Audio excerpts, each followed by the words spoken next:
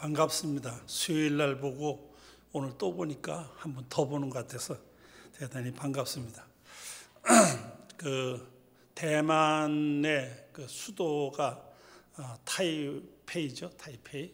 그 타이페이 옆에 가면 길륭이라는 도시가 하나 있어요. 조그만 도시인데 타이페이에서 자동차로 한 1시간 정도 거리에 있습니다. 그 길륭에 있는 대만 교회에서 어떻게 나보고 거기 와서 집회를 하라고, 그래서 졸지에 이게 제가 또 그 대만까지 가서 부흥회를 인도하게 되나 하고 갔어요. 가니까 이제 교회가 꽤 크더라고요. 1000명까지는 아니지만 그래도 꽤 많이 모이시더라고요. 그래서 예배를 드리고 나서 첫날이니까 목사님이 주일부터 시작했는지 하여간 예배 끝나고 난 다음에 식사는 집에 목사님이 사모님이 며칠 동안 준비를 했대요. 귀한 목사님 와서 한간 이렇게 교회에서 식사를 한다고. 그래서 제가 기대를 했습니다. 왜냐하면 또 이 중국 분, 대만 분들은 또 어떤 음식을 가지고 대접을 하나 해서 했더니 전통적인 그냥 중국 음식을 가지고 식사 준비를 했어요. 근데 우리나라도 뭐 거의 중국 문화하고 그렇게 멀지 않으니까 그냥 먹을만하게 맛있게 먹었습니다. 잘 먹고 났는데 그 다음에 이 목사님이 디저트를 이제 과일을 준다고 그러시더라고요. 목사님 특별한 과일을 저희가 준비했습니다. 그래서 저는 제가 도착해서 보니까 길거리에 그냥 그 구르마에 끌고 다니는 게 파인애플을 끌고 다니는 거예요. 그 다음에 뭐 빠빠야, 망고 이런 것들이 그냥 줄비하게 있어서 그걸 보는 순간 저거 좀 먹었으면 좋겠다 하는 생각이 들었어요. 그래서 저는 기대를 걸고 아마 그 대만에서 가장 자랑스러운 과일이니까 분명히 그게 나올 것이다 이렇게 생각을 하고 기다리고 있었어요. 그런데 막상 들어오는 과일이 뭐냐면 자두가 들어와서 자두도 그게 이제 우리 자두가 빨갛게 잘 익은 게 아니라 아직은 좀 덜 익은 파란기가 더 많은 자두가 들어왔어요. 그런데 그분이 자두를 가져오면서 하는 얘기가, 목사님, 이게 제가 목사님을 대접하려고 어제 하루 종일 타이페이시를 뒤졌대요. 그래서 백화점마다 가가지고 과일 파는 데를 다 뒤지다가 어느 그 백화점에 갔더니 한국산 수입 과일이라고 그래가지고 들어왔는데 자두가 있더래요. 그래서 이거 하는데 거기서는 수입 과일이니까 뭐 우리처럼 이렇게 무더기로 파는 게 아니라 한 개 한 개를 근으로 달아가지고 몇 그램에도 무게가 나가면 비싸고 무게가 덜 나가면 싸게 그렇게 해가지고 그걸 이제 한 접시를 가지고 온 거예요. 그래서 그걸 갖다가 제 앞에 놓는 거예요. 딱 보는 순간 이건 안 익은 거거든요. 이걸 먹으려고 하면 상당히 고통스럽겠다는 생각이 들었어요. 지금 얘기만 해도 자꾸 입에서 침이 나오려고 그러는데 저걸 어떻게 먹어야 되나 하는데 그분은 그걸 준비한 설명을 하는 거예요. 이게 또 대만에서는 귀하니까 비싼 거예요. 가격이 굉장히 비싸요. 이게 비싸고 목사님을 생각해도 제가 어저께 하루 종일을 그 타이페이까지 나가서 백화점을 뒤지다가 드디어 한국에서 온 과일이니까 우리 한국에서 오신 목사님 좋아하겠다. 그래가지고 사가지고 왔다 그거예요.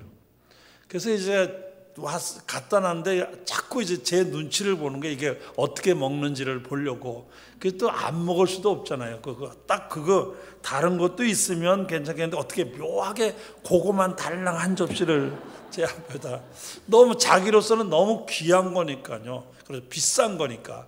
그래서 제가 그 중에서 그래도 제일 빨간 색깔이 좀 많은 걸로 그걸 하나 집었어요.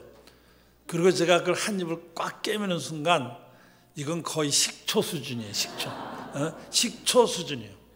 그래서 이걸 그렇다고 제가 막 소리를 지를 수도 없는 거고 도로 뱉을 수도 없잖아요. 그러니까 어떻게 넘겼는지 하여간 입에다 놓고 우물우물해서 그냥 남겨버렸어요. 넘기면서 우리 한국에서는 이게 아직 덜 익었다고. 이게 한국에서 어떤 이게 빨갛게 있고 그때는 약간 이건 딱딱한데 말랑말랑할 정도로 된다고. 그러면 껍데기가 이렇게 종이장처럼 쫙 벗겨지고 그때 먹으면 달콤하고 맛있는데 이건 아직 덜 익은 걸 한국에서 가져온 것 같다. 이렇게 설명을 했어요. 그때 제가 그걸 먹으면서 느끼는 게 뭐냐면 이 목사님은 자기가 보기에 귀한 거예요. 내가 원하는 게 뭔지는 전혀 고려를 안 하신 거예요.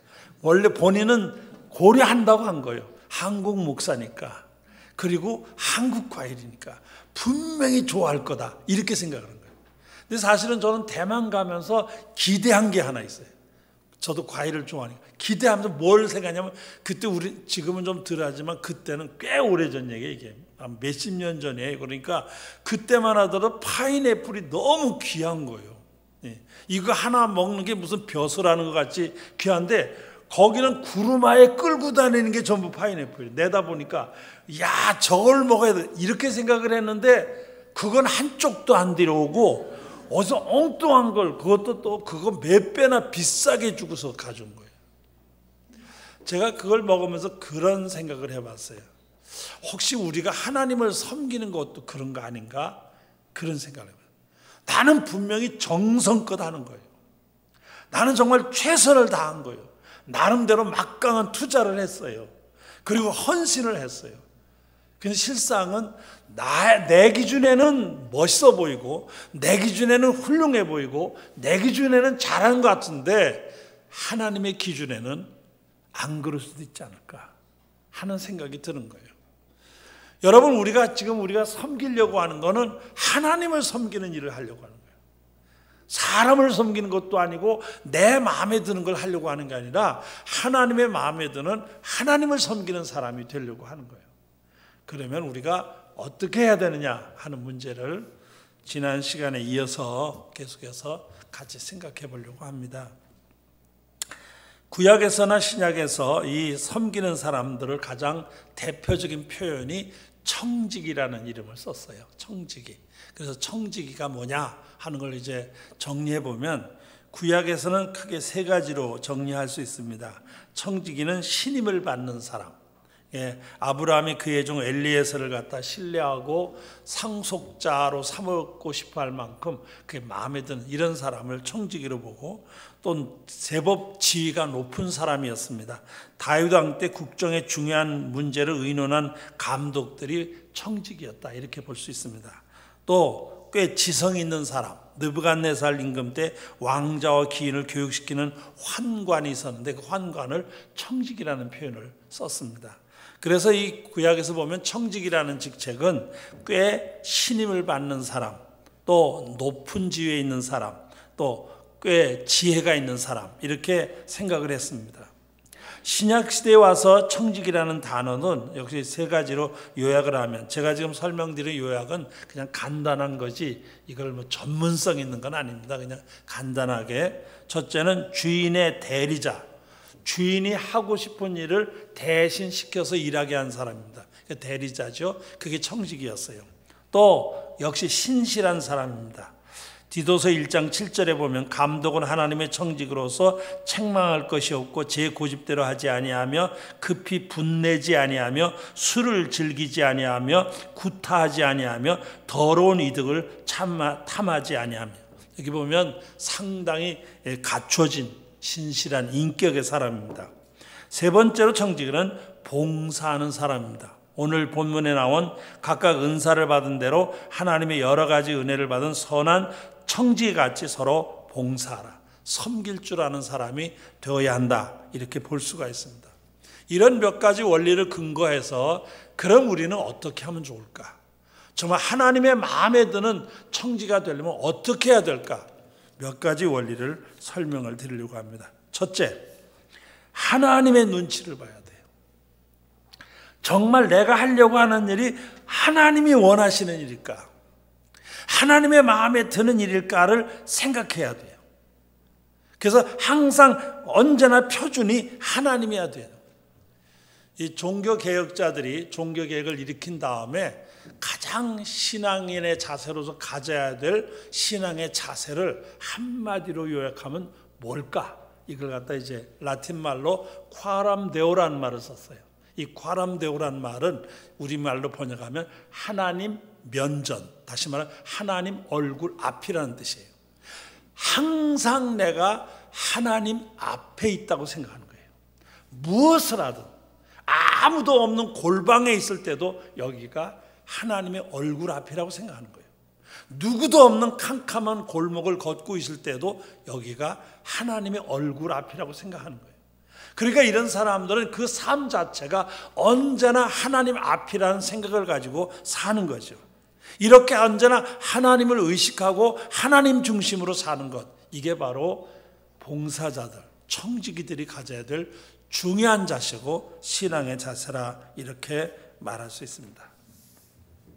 그 다음에 두 번째는 지난 시간에 전체적으로 말씀을 드렸던 말을 요약을 하는 것인데, 성령으로 하나님의 뜻을 바로 알아야 돼요. 여러분, 하나님은 영이시기 때문에 우리가 영의 사람이 되어야 된다라는 말을 지난 시간에 제가 말씀을 드렸어요. 그 영의 사람이 되는 비결이 뭐냐? 성령을 받아야 돼요. 하나님의 영이 우리 안에 오셔서 그 영이 우리와 함께 할 때 우리가 영에 속한 사람이 되는 거예요. 이 영에 속한 사람이 될 때 영이신 하나님이 뭘 기뻐하시는지, 뭘 원하시는지를 더 분명하게 알 수가 있어요. 영에 속한 사람만이 영에 속한 걸 분명히 알 수 있어요. 영에 속하지 않은 사람들은 하나님이 뭘 원하시는지를 제대로 알 수가 없어요. 성경 말씀 고린도전서 2장 11절에 보면 사람의 일을 사람의 속에 있는 영 외에는 누가 알리요? 이와 같이 하나님의 일도 하나님의 영 외에는 아무도 알지 못하느니라. 제가 성경을 읽으면서 하나님이 왜 다윗을 그렇게 좋아하셨을까 하고 제가 이제 관심이 있었어요. 왜냐하면 하나님이 다윗을 좋아하신 것처럼 나도 좋아해 주시면 좋을 것 같아서 성경을 읽으면서 왜 하나님이 다윗을 좋아하셨을까? 제가 보기에 저는 다윗이 그렇게 별로 마음에 안 들어요 하는 거 보면은 상당히 그 이상한 짓거리도 하고, 그래서 이 다윗에 대해서 별로 그렇게 저는 좋은 인상을 안 가지고 있는데 하나님은 유별나게 다윗을 좋아하시는 거예요. 도대체 왜 하나님이 이렇게 다윗을 좋아했을까 하고 제가 성경을 자꾸 읽으면서 느끼는 거예요. 거기 이제 몇 가지가 있는데, 첫째는 다윗이 하나님을 사랑했어요. 성경에 보면 시편 142편인가 보면 다윗이 이렇게 고백해요. 여호와는 나의 사랑이시요, 이렇게 고백을 해요. 내가 하나님을 사랑합니다가 아니라 여호와는 나의 사랑이시요라고 고백을 해요. 하나님을 진심으로 사랑했어요. 이게 첫째 조건이에요. 그 다음에 두 번째가 뭐냐면 다윗은 어떤 일을 할 때에도 그냥 하는 법이 없어요. 꼭 하나님 앞에 물어보는 거예요. 하나님, 이거 할까요? 저거 할까요? 그냥 하는 법이 없어요. 뻔한 대답이 있어도 그냥 안 해요. 이건 이렇게 해야 되는데도 그렇게 안 해요. 적이 쳐들어오면 당연히 나가 막아야 되잖아요. 그런데도 적이 쳐들어오는데 하나님한테 물어보는 거예요. 나가 싸울까요 말까요? 이거 물어보는 거예요. 뻔한 건데도 물어보는 거예요. 다윗은 그의 삶을 보면 사사건건 하나님한테 물어봐요. 그냥 하는 게 없어요. 왜 하나님이 다윗을 그렇게 마음에 들어 하셨는지 하는 이유를 알 수가 있어요. 내가 원하는 걸 하려고 하는 게 아니라 하나님이 원하는 걸 하려고 하는 거예요. 그래서 하나님의 마음에 드는 삶을 살아보려고 노력하는 거예요. 이 얼마나 그 하나님께서 마음에 들었으면 내 마음에 합한 자라. 그 다윗을 너무 좋아하신 이유가 바로 거기에 있어요. 세 번째로 섬기는 일에 있어서 우리가 해야 할 일은 작아도 하나님의 일은 하나님의 일입니다. 이 교회 안에서 이루어지는 일들을 보면 어떤 분은 어떤 모임에 무슨 회장이 되거나 무슨 특별한 직책이 있으면 굉장히 열심을 해요. 그런데 직책이 없으면 아예 안 하는 거예요. 여러분, 하나님의 일은 크고 작은 게 없어요. 하나님이 내게 맡긴 일은 어느 것이나 하나님의 일이에요. 하나님의 일을 크기 작기를 내가 구분해서는 안 돼요. 맡기신 일은 그대로 해야 돼요. 만약 내가 서 있는 것이 하나님의 일이다, 그러면 서 있어야 돼요. 내가 앉아 있는 것이 하나님의 일이다, 그러면 앉아 있어야 돼요. 제가 목회할 때도 재직회 하면 재직회 안 하고 도망가는 재직이 많아요. 재직에 별로 참석을 안 하려고 그래요.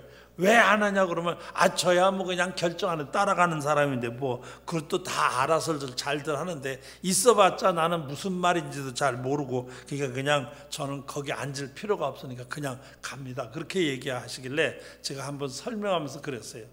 앉아 있는 것이 하나님의 일이면 앉아 있어야 됩니다. 서 있는 게 하나님의 일이면 서 있어야 됩니다. 내가 결정해서 하는 게 아니라 하나님이 내게 앉아 있어라 그러면 앉아 있어야 돼요. 저는 그래서 이게 제 개인적인 일입니다만은 노회 같은 데 저도 참석을 하게 되거든요. 노회 가면은 저는 이렇게 뭐 말을 잘 하는 스타일이 아니에요. 발언권을 얻어서 뭐 이런 건 별로 안 해요. 어떤 때는 노회 전체 시작해서 끝날 때까지 한 번도 말 안 하고 있는 적도 있어요. 그런데 단 하나, 저는 자리는 안 떠요. 가서 앉으면 그 자리에서 시작해서 끝날 때까지 거기 앉았다 끝나면 와요. 왜? 말은 또 잘하는 분들이 하면 되니까 그분들이 하라고 내버려 두지만 나는 참석해야 될 의무가 있는 회원이니까 회원으로서 내 자리를 지키는 거예요.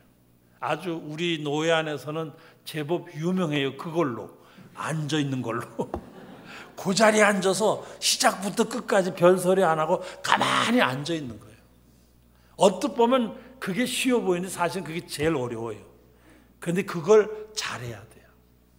왜? 하나님이 내게 맡긴 일이에요.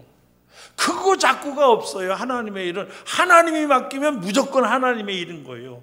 우리가 생각해서 그건 별거 아니네, 그건 건방진 생각이죠.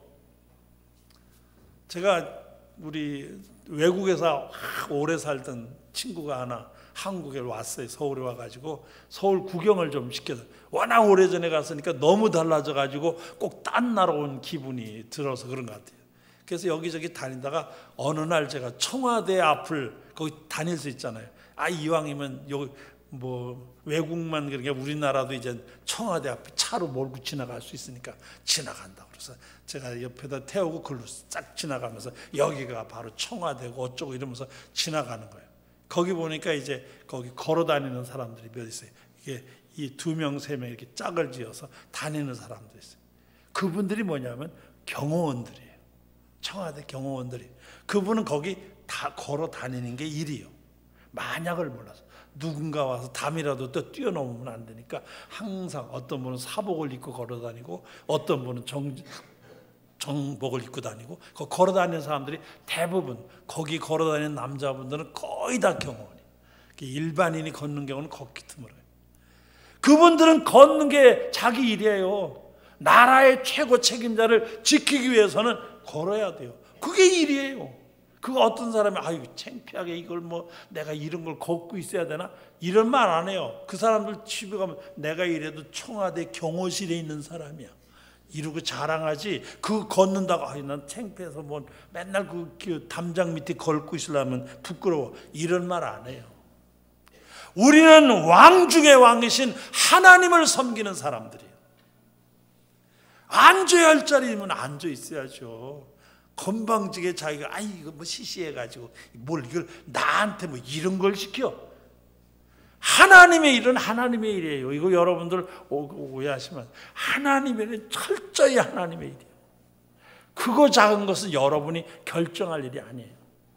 내게 맡기시면 하나님의 일이구나 이렇게 생각하고 충성해야 돼요. 이게 올바른 자세예요. 저도 이제 목회하는 동안에 그렇게 해보려고 애는 썼어요. 물론 쉽지는 않더라고요. 근데 가능하면 작은 일도 하나님의 일은 하나님의 일이에요.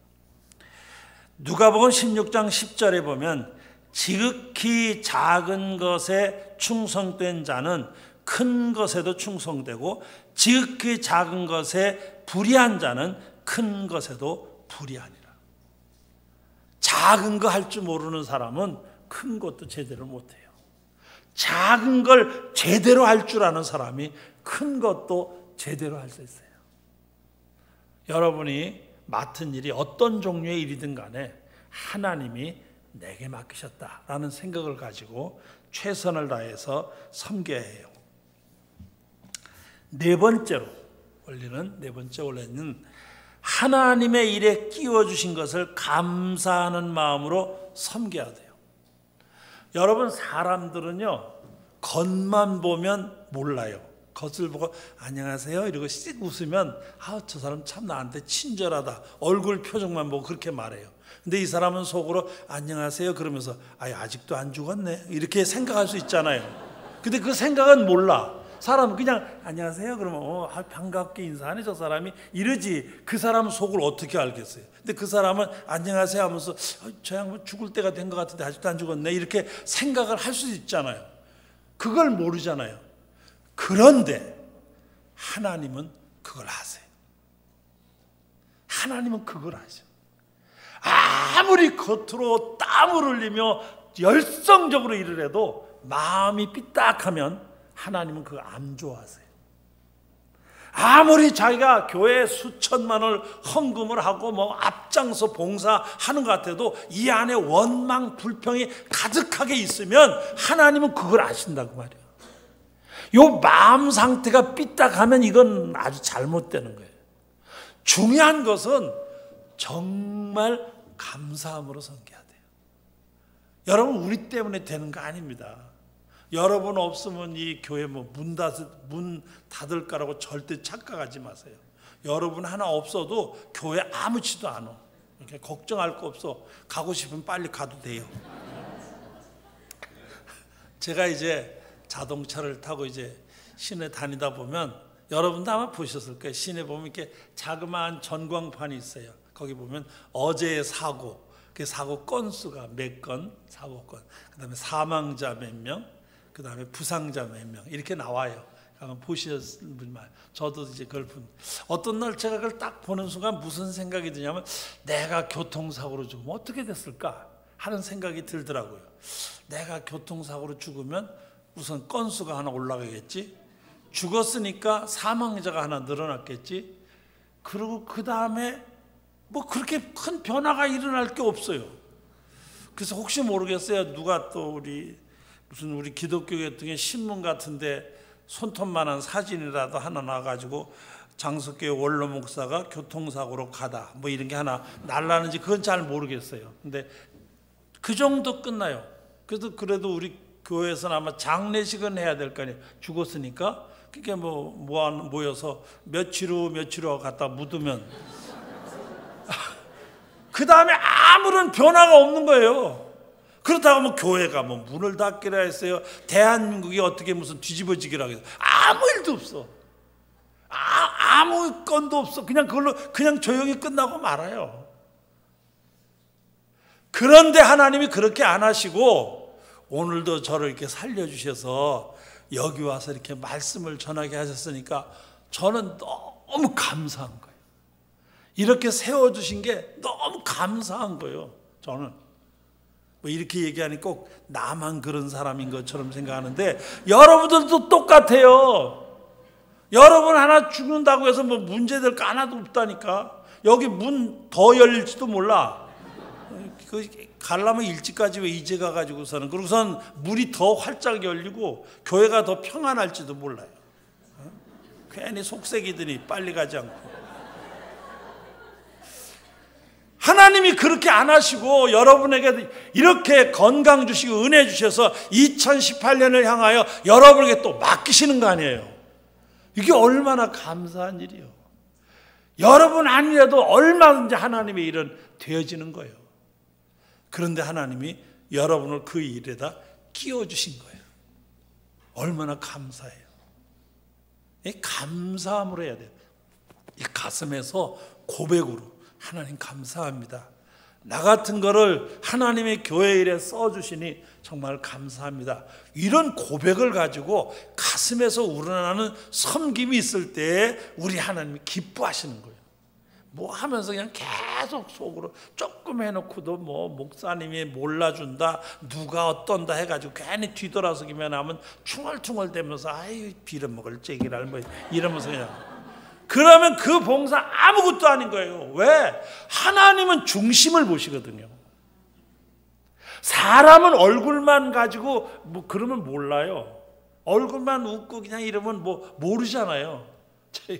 저희가 한번 저기 친구들하고 인도네시아를 갔었어요. 자카르타에 뭐 구경하면서 이렇게 걸어가는데 뭐 파는 사람들이 계속 쫓아오는 거예요. 계속 쫓아오는 거예요.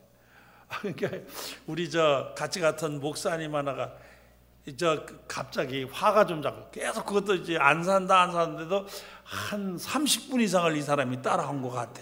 그러니까 따라오니까 야, 이 자식아 그만 따라와 하면서 하는데 이분이 약간 얼굴이 이렇게 웃는 얼굴이었거든요. 야, 이 자식아 그만 따라와. 이게 우리는 이제 목사님 입에서 욕이 나오니까 그게 너무 신기해가지고 같은 사람들이 다 웃은 거예요. 이 사람이 욕을 했다고 생각하는 게 아니라 그냥 웃으니까 너무 좋다고 땡큐 그러더니 또 더 사라고 야단치는 거예요. 사실은 욕을 했거든요. 뭐라고 욕을 했는데 얼굴이 환하게 웃으니까 모르는 거예요. 이게 무슨 말을 했는지 한국말을 못 알아들으니까. 중심을 보시는 하나님 앞에서 최선을 다해야 돼. 그렇기 때문에 여러분 하나님의 일에 끼워주신 것을 감사함으로 디도서 1장 12절 나를 능하게 하신 그리스도 예수 우리 주께 내가 감사함은 나를 충성되이 여겨 내게 직분을 맡기심이니. 감당할 수 없는데 하나님께서 나를 끼워주시는 거예요. 한번 따라서 하십시오. 하나님. 크게 하세요. 하나님. 끼워주셔서 감사합니다. 다시요. 하나님 끼워주셔서 감사합니다. 여러분 감사하는 마음으로 내가 뭘 어떻게 해서가 아니라 감사하는 마음으로 고백하는 마음으로 감당해야 돼요. 그 다음에 5번째로 열심히 해야 돼요. 열심히 섬겨야 합니다. 에레미야 48장 10절 여호와의 일을 태만히 하는 자는 저주를 받을 것이요. 이 성경에도 하나님의 일을 게으르게 하면 저주가 있다라고 에레미야 48장 10절에 있어요. 또 로마서 12장 11절에 보면 부지런하여 게으르지 말고 열심을 품고 주를 섬기라.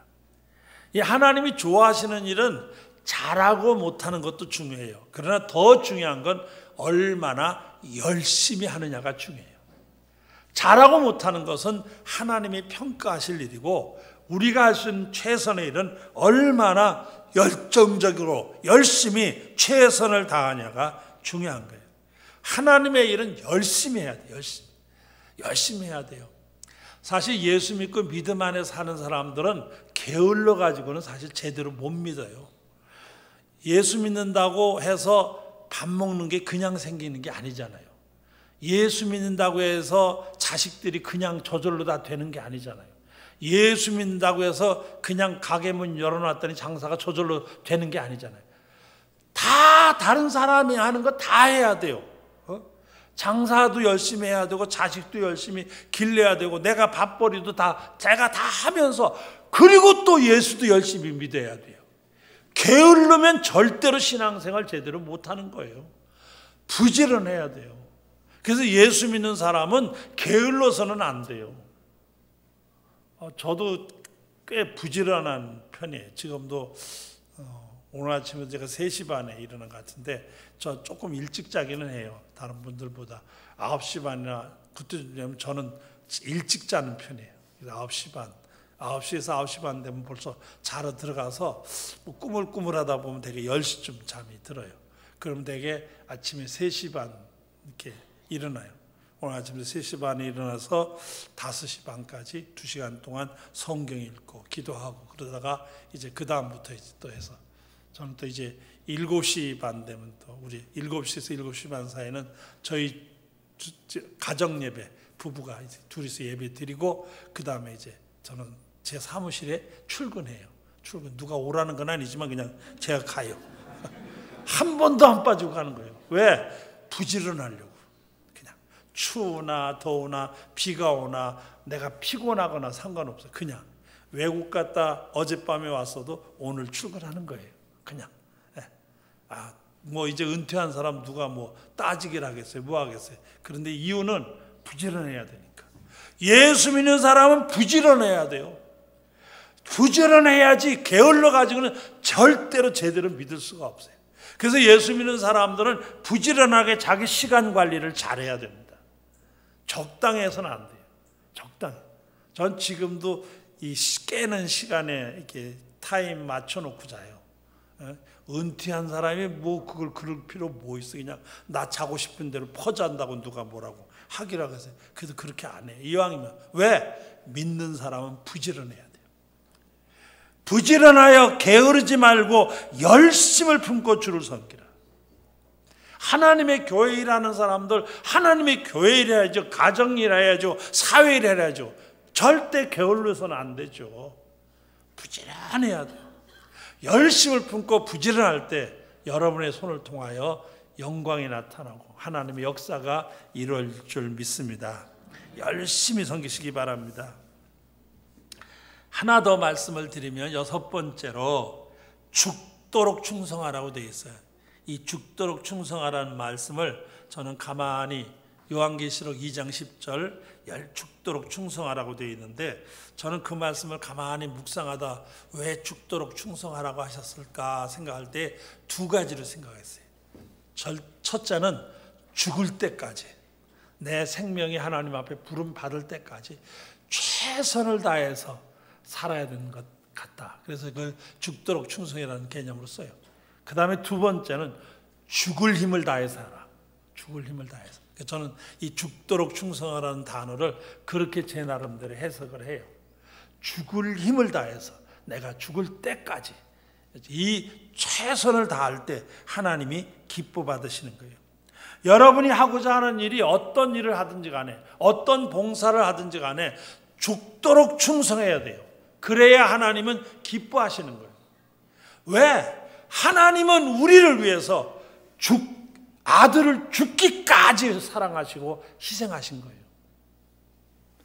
언젠가 지금은 큰 대형 교회가 됐지만은 아마 수천 명 모이는 대형 교회가 됐지만 전에 이제 좀 어려운 적이 있었어요. 그 교회가 좀 많이 어려워가지고 그 담임 목사님이 저를 찾아오신 거예요. 사모님하고 두 분이 와서는 얘기를 하는 거예요.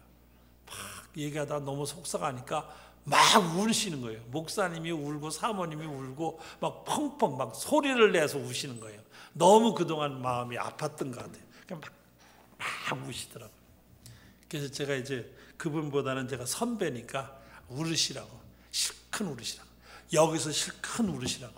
그 대신 여기서만 울지 다른 사람 앞에서 이렇게 함부로 울지 말으라고. 목사님이 아무 데서나 펑펑 우는 거 별로 좋은 게 아니니까 여기서만 울으라고. 그러나 목사님 한 가지 기억하실 건 있다고. 지금 목사님 목회가 어렵고 힘들다고 그러는데 힘든 거 아니에요. 목사님 그거 힘든 거 아니에요. 예수님은 우리 때문에 죽으셨어요. 목사님은 아직 안 죽었잖아. 목사님 아직 살아있네. 살아있으면 그건 비기지도 못하는 거야. 최소한도 죽어야 예수님하고 비기는 거야. 멀쩡히 살아있으면서 뭘 힘들다고 그러면 어떡하죠? 그건 아직은 힘든 거 아니야. 죽어야 그때 가서 얘기해야지. 뭘 죽으면 얘기도 못하겠지만 내가 그랬어요. 근데 그분이 그때 그 말에 굉장히 도전을 받으셨나 봐요. 가가지고 그 다음에 열심히 지금은 뭐 엄청 큰 교회가 됐어요. 한번 저보고 설교하러 오라고 해서 갔더니 뭐 어마어마한 교회로 성장해서 그 요새 방송 텔레비전 방송에 보니까 설교하러도 자주 텔레비가 나오시더라고요. 그래서 감사하구나 혼자 속으로 그런 생각을 해요. 여러분 죽도록 충성하는 거예요. 이게 바로 주님의 마음에 합한 거예요.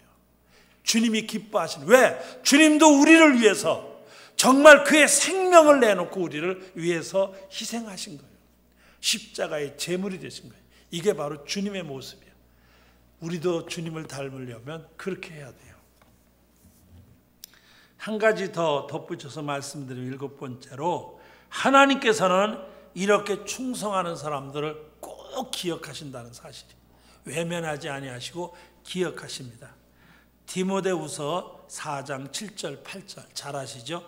나는 선한 싸움을 싸우고 나의 달려갈 길을 마치고 믿음을 지켰으니 이제 후로는 나를 위하여 의의 면류관이 예비되었으므로 주 곧 의로우신 재판장이 그 날에 내게 주실 것이며 내게만 아니라 주의 나타나심을 사모하는 모든 자에게니라.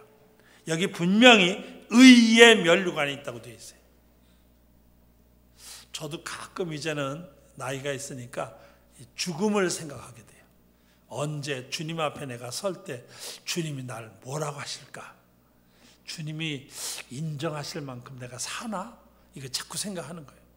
중요한 거는 주님이 나를 어떻게 보느냐가 중요한 거거든요. 세상 사람이 뭐라고 하는 건 아무 의미가 없어요. 제일 중요한 건 믿음으로 사는 우리 입장에서는 주님이 나를 어떻게 볼 것인가? 이게 항상 관심이잖아요. 주님이 한마디라도 그래 수고했다 그렇게라도 해주시면 참 좋겠는데 도대체 넌 뭐하다 왔냐 그러실까 봐 하여간 최선을 다해서 끝까지 최선을 다해서 성실하게 일하면 하나님이 기억하시는 거예요. 지난 수요일 날 제가 힐튼 호텔에서 주방장으로 일하시는 박효남이라는 분에 대한 이야기를 제가 했었는데 그분의 일화 가운데 또 정말 감동적인 게 하나 있어요. 어느 날 삼성그룹의 회장인 이건희 씨 집에서 요리를 부탁하는 청이 왔어요. 이분이 워낙 유명하니까 여기저기 초대를 받아서 큰 집에 가서 잔치할 때 요리사로 출장하는 일을 하는가 봐요. 이건희 씨 집에서 초청이 온 거예요. 갔어요. 근데 가면서 이분이 이상한 거예요. 왜냐하면 삼성에는 신라 호텔이라는 호텔도 있고 거기에 또 유명한 주방장들도 있는데 자기는 거기하고 전혀 관계없는 힐튼 호텔인데 왜 나를 오라고 그랬을까? 하지만 뭐 아마 속으로 생각하기는 이분이 아마 불란서 요리를 이번에 특별히 자기는 전문이 불란서 요리니까 불란서 요리를 아마 특별히 먹고 싶고 또 대접하고 싶어서 자기를 청했는가 보다 하는 생각을 가지고 가서 열심히 했어요. 그리고 아주 거기 참석한 분들에게도 많은 분들이 칭찬도 하고 또 이 잔치를 하는 이건희 씨도 굉장히 흐뭇하게 생각을 하고 돌아왔어요. 그리고 한 2주일쯤 지났는데 삼성그룹 인력 관리부에서 전화가 온 거예요. 좀 만나자. 그래서 만났어요. 만났더니 우리 회장님께서 당신을 꼭 스카웃을 하라고 제안이 왔는데 당신 지금 거기서 사례가 얼마를 받느냐 거기서 직급이 뭐냐 이걸 물어보더래요. 그래서 나는 지금 힐튼으로 했어요. 그때 아마 상무로 아마 있었을 거예요. 상무로 있고 사례비도 물론 뭐 엄청나게 많이 받고 있었죠. 그래서 그 얘기를 했어요. 그때 스카웃 제의하는 바에 그 상무면 우리 회사로 오면 전무로 올려드리겠습니다. 그리고 사례비는 지금 받는 것에 꼭 배를 드리겠습니다. 그러니까 우리 삼성 신라로 오십시오. 이렇게 제안을 한 거예요. 근데 이 박효남 씨가 그분에게 뭐라고 대답을 했냐면 이렇게 대답했어요. 저는 늘 생각하기를 내가 있어서 힐튼 호텔이 있는 게 아니라 힐튼 호텔이 있어서 내가 있습니다. 힐튼 호텔 때문에 오늘의 내가 있는 것이고 힐튼 호텔 때문에 내가 오늘 아름다운 가정을 이루었고 힐튼 호텔 때문에 내가 이만큼 먹고 살 만큼 됐습니다. 제가 힐튼 호텔 때문에 이렇게 신세를 졌는데 저는 떠날 수 없습니다. 그리고 단호하게 거절했어요. 언뜻 보면 그거 쉬운 게 아니잖아요. 생각해봐요. 삼성그룹이면 우리나라 최고의 그룹 아니에요. 거기서 그렇게 말을 하는데도 이분이 신앙인인지 그건 잘 몰라요. 나는. 근데 제가 읽으면서 느끼는 게 뭐냐면 의리가 있잖아요. 의리가 적어도. 내가 오늘에 있기까지는 힐튼 때문에 된 거지 내가 달래서 된 거 아닌데 어떻게 내가 힐튼을 떠나냐. 아무리 당신들이 사례를 배를 주고 직급을 높여서 나는 못 간다. 그걸 거절한 거예요. 제가 이걸 보면서 느끼는 게 뭐냐면 믿는 사람보다 나은 것 같아. 예수 믿고 믿음으로 산다고 하면서도 어디서 돈 생긴다 그러면 주일날 그냥 빠져. 쉽게 빠져 그냥. 예수 없어도 돼. 돈만 나오면 되니까. 그냥 예수. 뭐 그냥 다른 거 다 없어 그냥. 세상 사람들의 기준보다도 못한 제사를 가지고 교회를 섬기는 거예요. 반성해 봐야 될 것 같아요. 적어도 내가 하나님의 일을 하는 사람이라는 걸 기억해야 돼요.